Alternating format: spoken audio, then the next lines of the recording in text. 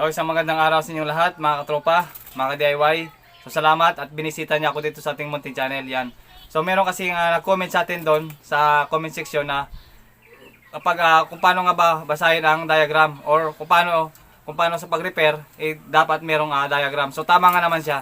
Kailangan natin ng diagram. Yan. So gumawa ko ng diagram ito. Wow! Yan. Yan. So gumamit kasi ako noon ng junk shop na motor. Yan. Kasi yung mga ganito, yung mga junk shop na motor, yan, mapapakinabangan nyo yan. Malaking bagay ito.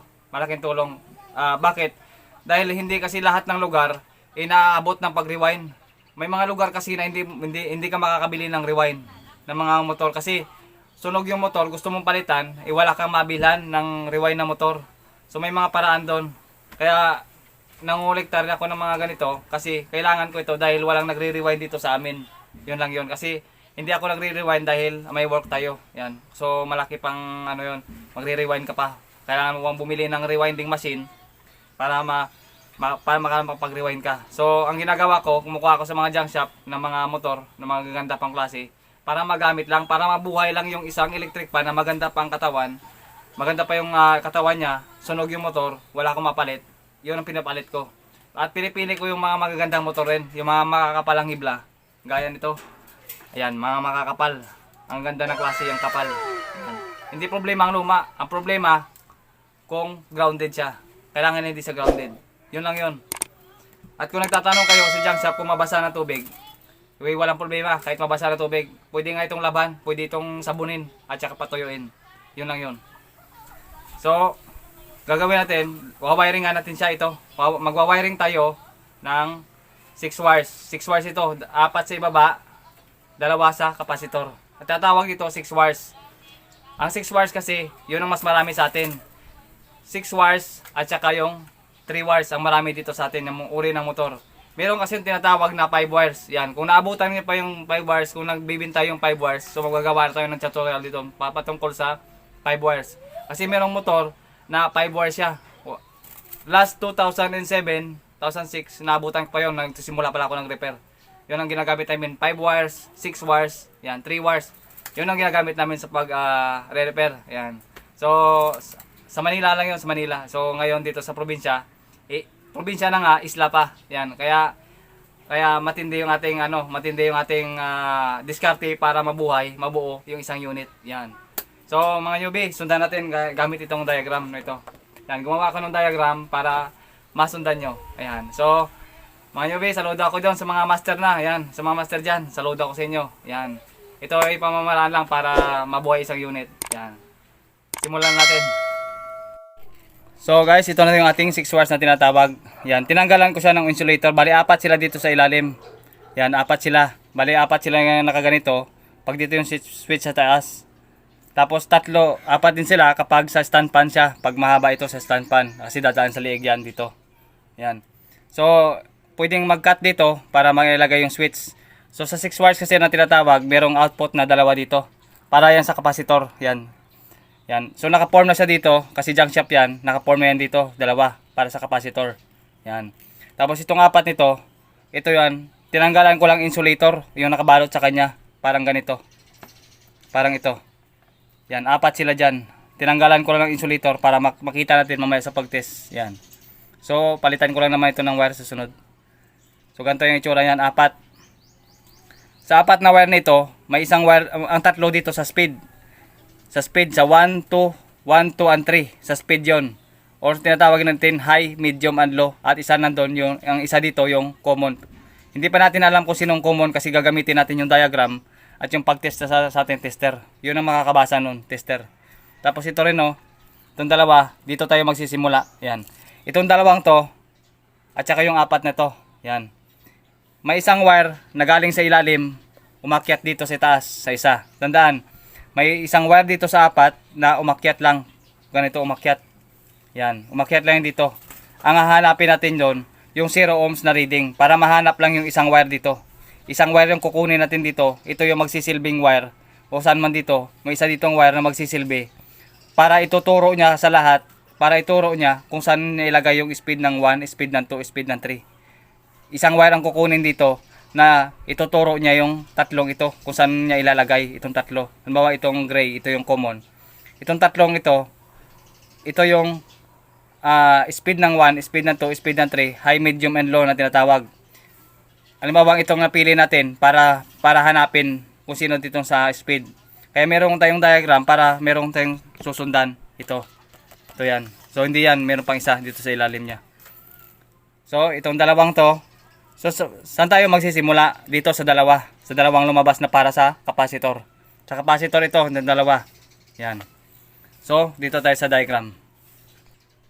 So ito na yung tinatawag natin na 6 wires, yung tinatawag 1, 2, 3, 4, 5, 6. Yung dalawa sa capacitor, yung lumabas to sa puwitan, ito. Yung dalawa, ito yan siya. Yan. Tapos yung tinatawag natin na 6 wires. Yung 5 wires, saka na yung 5 wires, gagawa na lang ako ng 5 wires. Tapos yung 3 wires, saka na rin yung diagram nun. Para hindi kayo malito, nandito muna tayo sa 6 wires kasi ito yung form na napakarami dito sa atin. Ayan. So, paano ba hanapin? Hanapin muna natin yung 0 ohms reading. Dito tayo magsisimula sa ilalim. Huwag tayo dito magsisimula sa capacitor. Sa paghanap, sa capacitor pala tayo magsisimula para mahanap dito yung common na tinatawag. Yung isang wire na may 0 ohms reading, 0 yung reading niya papunta dito. Lumabas yan dito sa capacitor, isa yon. Dito yan. Yan. Ito yung apat, 1, 2, 3, 4. Ito yung apat na nakaiwalay. Dito yan, ng apat.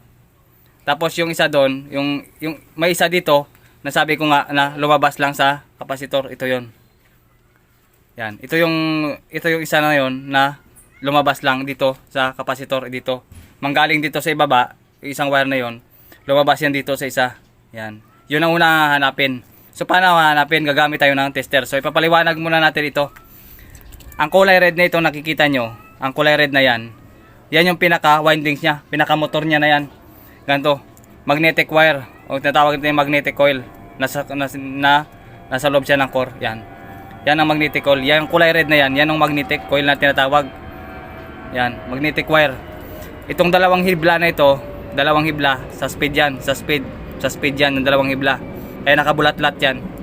Nilagyan ko ng tagda dalawang hibla, 1 2 1 2 1 2 dahil yan yung para sa speed kapag binuksan ang isang electric fan. Ganito. Ayan. 1 2, dalawang hibla, dalawang hibla, dalawang hibla. Yan, tag dalawang hibla yan sila.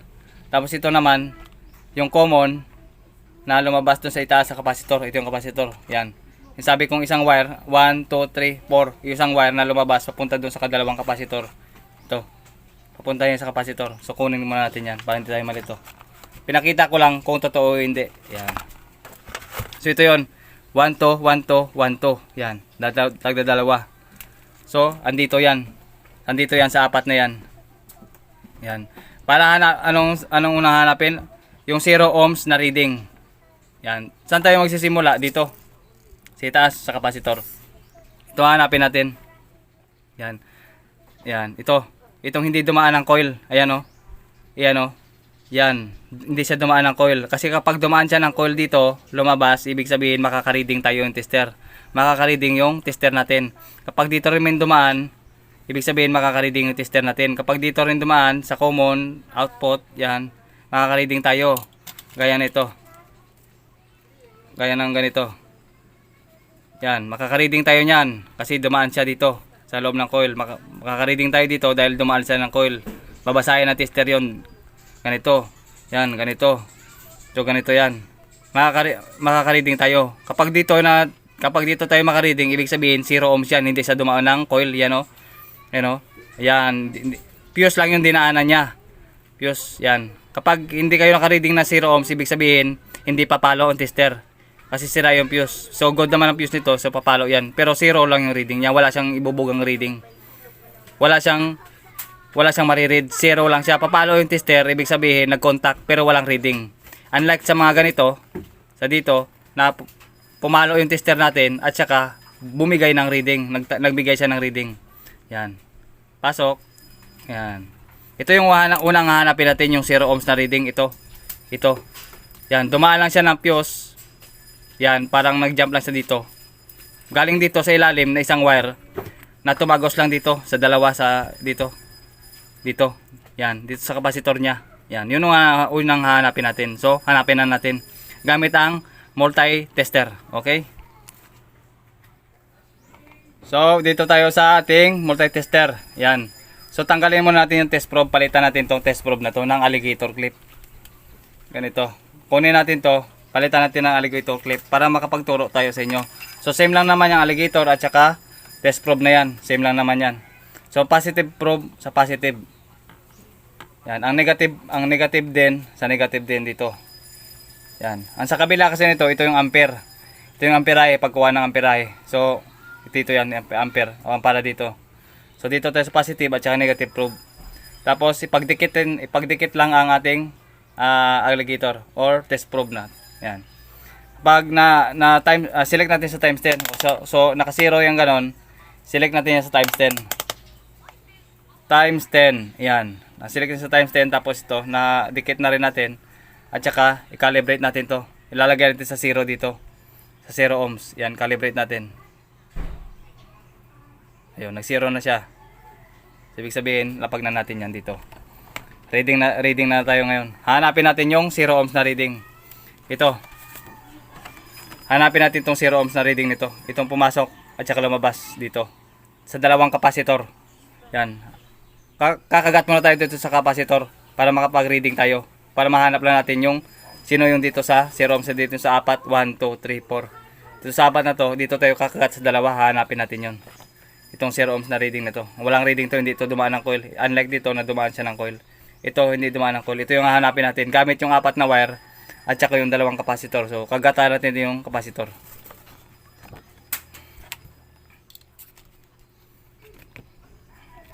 Ibig sabihin, ayan.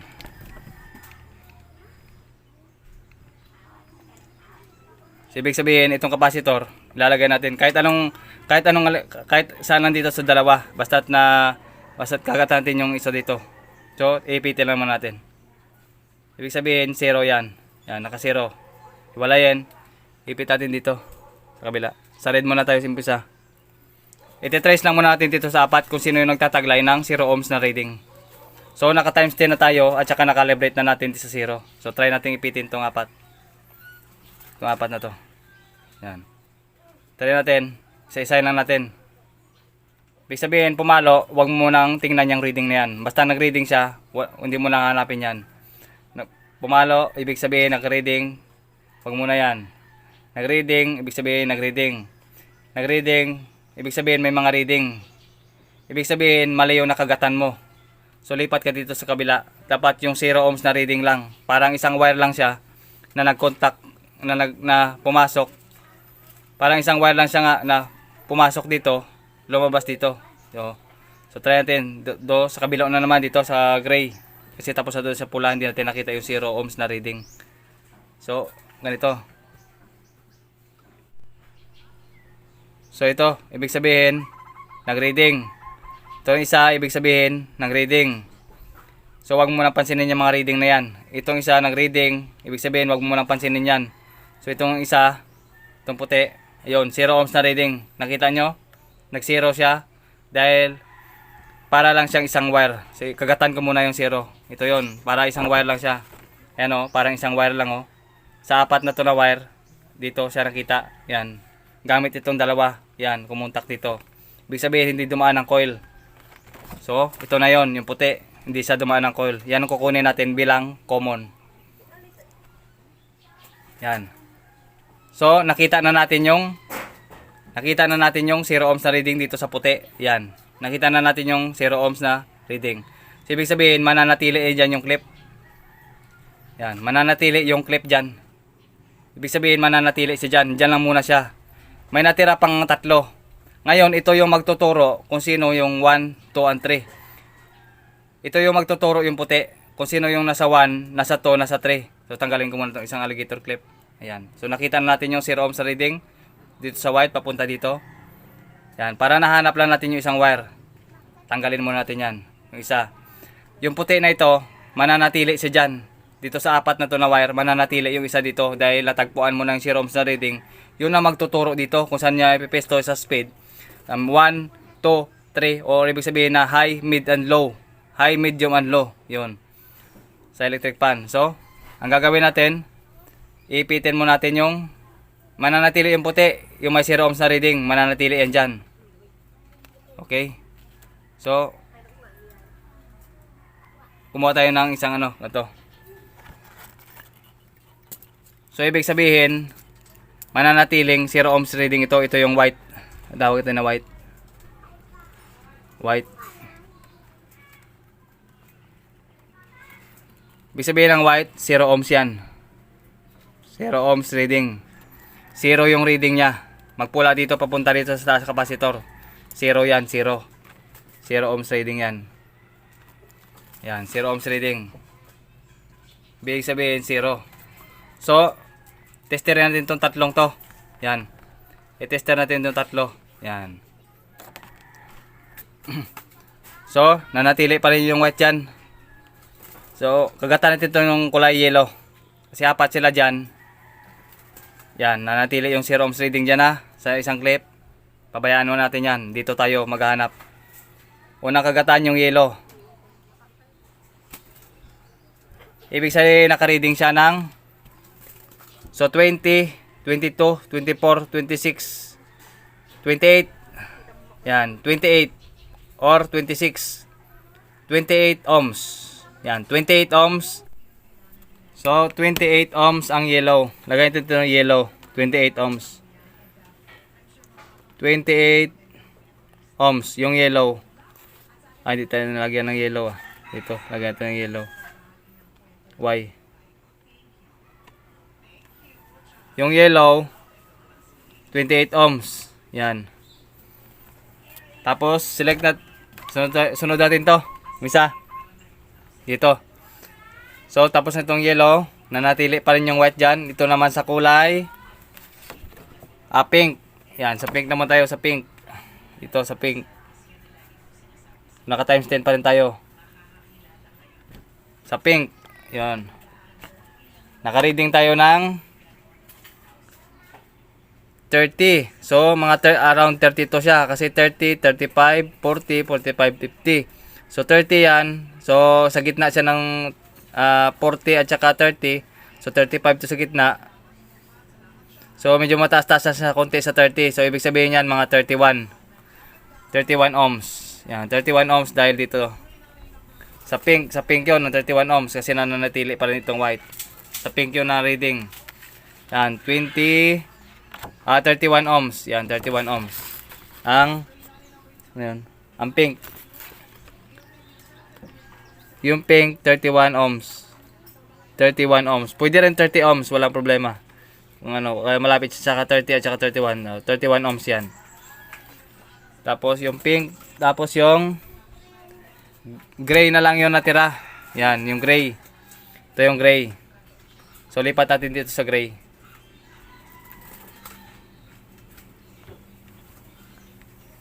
So, 30, 35, 40. So, sa gitna siya ng 40 at saka 30, ibig sabihin, 35 yan.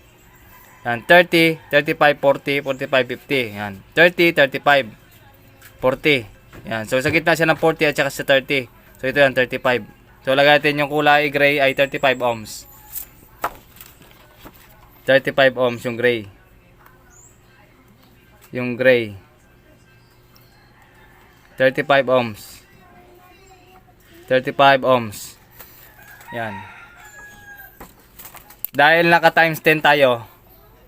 Naka times 10 yung ating settings. Ito. Dahil naka times 10 tayo. Times 10. Lalagyan mo lang isang 0 yan. 28 ohms na yan. Lagyan mo isang 0, magiging 280 ohms. Ang 31 ohm naman, ang 31 na reading sa pink, lagyan mo isang 0, magiging 310 ohms. Ang gray naman, 35 ohms dahil naka times 10 yung settings natin sa tester, yung ating selector, yung ating range na tinatawag times 10. So ang 35 ay magiging 350, lagyan mo lang isang 0. Times 10 ang ibig sabihin nun. So yan, yun ang mga reading nila. Yan. So meaning,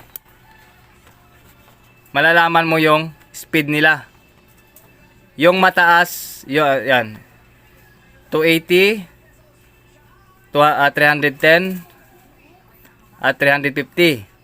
So asan ba diyan ang So asan ba diyan ang pinakamataas na reading? Ito. Ibig sabihin ng mataas na reading, dito sa tatlong wire na ito, kasi tatlong wire yun, ito yung 0 ohms kanina. Apat sila dito. Yung apat sila dito. Nakuha natin yung 0 ohms na reading dito sa white. Tapos dito sa white. Tapos nag-test tayo sa tatlo para ma-reading itong tatlong wire na ito. Ibig sabihin lang, yung mataas na reading natin na isang wire na gray, yung gray natin naka-reading ng 350. So ibig sabihin, ang mataas na reading, yan yung number 1. Yan yung number 1. So ibig sabihin ng number 1, low yan. Low. Okay? Yung number 1, low. Yung kulay green. Yung reading niya ito. Ito yung number 1 na tinatawag sa speed. Low siya, low. Ito naman yung mid. Yung medium na tinatawag. Number 2 yan. Number 2. Yung mid natin yan, mid. O medium. At saka yung pinakamalakas sa lahat. Yung mababang reading. Yung yellow. Dito. Yung yellow dito. Ang reading yan, ito. Kanina, may yellow, may pink, may gray. Yung yellow naman, yung number 3 natin. Ilalagay natin sa number 3 yan. Kasi yun ang pinakamalakas na ikot ng electric fan. So, yung pinakamababang reading, yun ang pinakamalakas. So, nalagay natin yan sa number 3. Ibig sabihin dyan, yung high. Yan. High. High, mid, low. Yan.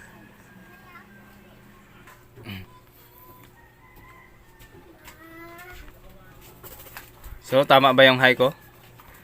Basta high yan, high. High, mid, low. Ibig sabihin ng low, number 1. Mid, number 2. High, number 3. Yan. So, ibig sabihin, yung mataas na reading para sa number 1. Yung mababang reading, ito, yung mababang reading ng 280 sa yellow, number 3. May magiging high yun. Yan. Ito naman yung sa mga speed, sa speed na to. Yung high, mid, and low. Ibig sabihin ng low, number 1. Ibig sabihin ng mid, number 2. Ibig sabihin ng high, number 3. Ibig sabihin ng number 3 na yan, pinakamababang reading yan. Yung pinakamataas na reading, ito, yan ang number 1. Ginitnaan itong, ano ito, 310 na yan. Yan. Ibig sabihin, yan yung kukunin natin. Yan. So, yung gray, tandaan, yung low. Yung pink, yung number 2. Yung yellow, number 3. Yan. Ito yung kulay, reading, number. At saka yung low na niya. Low, high, yung speed. Yung speed naman yan. Yan. So ngayon, ipares natin dito sa mismong switch din. Dito sa switch. So paano nga ba ipares yan? Madali lang yan. So ganito. So ito nating tester yan. So pwede natin gamitin ang times 10, times 100, times 1K. Ito. Pwede nga itong buzzer. Yung continuity, pwede rin yung times 1. Kahit saan nandyan. Ang importante, pumalo yung tester. So, ibalik natin yung dating probe niya. Doon pa rin sa dati. Yan. So, paano ba nga ba kasama kasi sa pag-test rin ito. Itong, natin, switch na gagamitin. So, ganito yan. So, yung, alam mo na kagad, kapag nakahiwala yung ganito. Sa ganitong type ng switch, nakahiwala yung common na yan. Ibig sabihin niya ng input. Papasok yan. Ito yan, Ito yan, Ito yung switch. Ito yung ating line 1, line 2. Saksakan. Papunta dito. Yan. Papunta yan natin saksakan yan, Yan. Ito. Nakita mo ito nakausli. Isang piraso. Common yan. Automatic papunta sa saksakan yan dito. Pag ganito yan. Matic na yan. Nalalagay mo yan dito. Matic na yan. Automatic na yan. Ilalagay mo na yan dyan. Wala na ibang tanong yan. Papunta na yan saksakan yung isa. Yung saksakan natin. Papunta na yan dyan yung isa. Ito siya. Yan. Ito yan. Bali ito. Ito dito. Matic na yan. Papunta sa saksakan talaga. Kaya minsan nakahinang. Walang pinatulan. Minsan yan. Walang pinatulan. Kasi rekta yan sa saksakan pag ganun. Pwede mo lang i-solder. Pwede mong lagyan ng tape. Yan. May ganito yan. Paano ma-identify yung 1? Dito 1, 2, 3. Input ito. Input. Kaya nakaganito. Input yan. Input. Galing sa saksakan natin. Gano to. Lalabas yan dito. Lalabas yan sa 1, 2, and 3. Kaya ito 1, 2, 3. Kaya pinipihit natin to. Pinipihit ito. Yan. Ibig sabihin, pipihitin natin yan kaya magkaroon ng contact dito. Tandaan na, ang itong pita nito, andito yan. Ayan. Tapos yung kalalabasan yan, dito. Dito ang output niya sa tatlo, dito. So, paano ma-identify yung 1 at 2 at 3 para maipares dito sa tatlong to? Sa high, low, mid, and high. Paano ma-identify? Ganito lang yan. Ilalagay muna siya sa 0. Ganito. Test probe. Yan. Basta pumalo lang. Ibig sabihin palo, contact. Kumontak lang. So, ganito yan. Ito, ganito natin. Yan. Dito natin ilagay itong isang test probe. Yan. Tapos, tingnan yung tester. Kasi lalagay natin dito. Yung isang test probe dito. From input to output. Tatlong output yan. Ibig sabihin hindi pumalo. Ibig sabihin naka-zero yan. Kailangan mo nang i-zero ang switch para ma-identify yung number 1, number 2, number 3. So, ang pag-ikot yan, pa kanan, papunta ron ng ikot. Ganito. Yan, lumagatik na siya. Ibig sabihin yun ang number 1. Ito. Ibig sabihin, pumalo yung tester natin. Ito yung number 1. Number 1 yan. Ito yung number 2 yan. Hindi pa pumapalo kasi walang contact. Kasi contact ito eh. Contact lang yan, oh. Ibig sabihin, nag-contact itong dalawang to. Yan. Ibig sabihin, okay ang contact nilang dalawa. Ngayon, pihitin ko pa isa para mag-contact sa number 2. Lumagatik na, ibig sabihin, number 2 na yon. Wala na dito. Dito na yan. Tingnan mo, pumalo yung tester natin. Ibig sabihin, number 2 to. Ang susunod na papalo, ito number 3. Pihitin ko ulit. Yan, lumagatik, ibig sabihin yun na yun. At malalaman mo dito kung good pa yung isang uri ng switch. Yan, ibig sabihin, yung huling palo na yan, kasi ito unang palo, number 1, number 2, number 3 yung huling palo. Yan. Yan. Pag 0 naman natin, lahat sila yan wala. Lahat sila wala. Walang palo yan lahat. Ibig sabihin, nag-0 na yon. So, ito yung number 1 natin. Number 1, number 2, number 3. Matic na yan pag ano, no? Automatic na yan, no? Diretso na yan doon. Pag ganito. Yan, no? Matic na yan, no? Number 1 yon. Pag ganito. Yan, matic na yan. Ang tuturo na yan. Number 1 yan. Number 1, number 2, number 3. So, dito unang pumalo yung tester. Number 1, number 2. Pangalawang palo, pangatlong palo. Ibig sabihin pag ganun yan. Yan. So, meaning, ito yung number 1. Ito yung number 1. Yung low. So, ipares natin dito sa wirings. Dito. Pares natin yan. So, ito yung low na kuha natin. Yung pinakamataas na reading, nasa gray siya sa wire siya ng gray. Yung 350. Yun ibig sabihin ng mataas na reading yun kumpara dito sa dalawang to. Ito yung mataas na reading. Ibig sabihin yan, ipapares natin sa number 1. Pag ganito. Yung medyo mataas-taas na reading, saan dyan? Ito. Ay, yung mababang reading naman. Mababang reading. Pinakamababang reading. Ibig sabihin ng mababang reading, yun ang high. Number 3. Yun ang number 3 na tinatawag sa selector number 3. Yellow yung nagtataglay noon kanina. Doon sa motor dito. Yellow nagtataglay noon. Yan, yellow. Kanina. Ito, yellow. Yellow. Ibig sabihin, 280 yung reading yan. Ibig sabihin yan yung number 3. Ilalagay natin yan sa number 3. So, saan ba number 3? Di, ito. Yung kanina, yung huling palo. Dito, number 3. Yan. Ibig sabihin, number 2 na ito sa gitna. Kasi 1, 2, 3. Yan. Ibig sabihin, yung number 3 na yan, ito. Ay, yung number 2. Yan. Ibig sabihin, ganyan na yung wiring yan. Kaya, pag pinihit natin yung electric fan, number 1, mula dito, number 1 yan. Number 2, tatawid na naman dito. Number 3, tawid naman yan dito. Isa. Ngayon, saan ipupwesto itong isa? Sa line 2. Line 1, line 2, line 2, line 1. Pareho lang yan, dalawang yan. Dito yan sa 0 ohms na reading.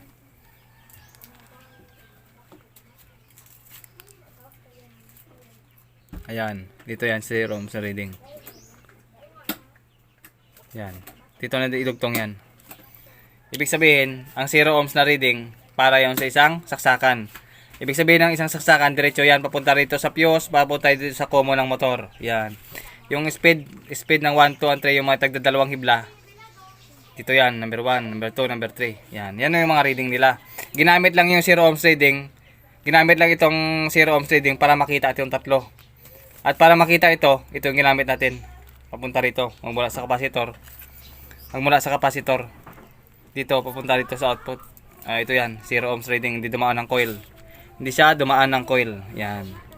So meaning to say, alam na natin yung 0 ohms reading, ibig sabihin, pwede natin i-tester yan. Itong 0 ohms, alam natin yung 0 ohms reading, papunta rin dito. I-tester nga natin kung ilan yung reading nila. So, i-tester natin yung white nito. Itong white na to. Itong white. White yan, white. Yung kanina yung nagtatagalan ng 0 ohms na reading, white. Yan. Ito yung 0 ohms reading. Tester natin to kung ilang reading niya rin, itong kapasitor. Kasi dalawa sila dito sa puwitan. Dalawa sila dito sa puwitan. Ito ate kanina yung kulay pula. Kulay pula. Yan. Kasi pag dito sa isa kanina sa puti yung 0 ohms, dito sa isa. Ito yung may 0 ohms. Itong white at saka ito gray. So ibig sabihin dito doon yung isa, ito. Yan oh, yun ang isa. Ito yung 0 ohms kanina. 0 ohms oh, yan oh, 0 ohms. Ibig sabihin 0 ohms yan dito. Yung isa. Yung white pupunta dito, 0 ohms yan. Ibig sabihin itong reading rin sa kabila, ito. Para hindi yan 0 ohms. Para malaman natin kung magkano yung ilang reading nila, ito. 0 ohms plus ito, i-reading natin yan dalawa. Yan, ito. So, ibig sabihin, ang reading niya, 50, 55, 60, 65, 70. So, 70 ohms yan. So, ibig sabihin, 70 ohms. Ibig sabihin yan, 70 ohms. 70 ohms. Oh. 70 ohms. Dahil naka times 10 tayo, naka times yung range natin sa times 10 dito. Ibig sabihin, magiging 700 ohms yan. So 700 ohms, siya may pinakamataas na reading. Ibig sabihin, mas mataas na dito sa tatlo. Yan, kaya hinimala yung isang kapasitor dahil mataas yung reading niyan. Para yan dito sa dalawang kapasitor natin. So kuha ako ng kapasitor. So ibig sabihin, dito yung kapasitor na yan. Dito yan. Yan. Yan na yung magiging form yan, no? Yan. So ganun lang. Yan, no? Yan.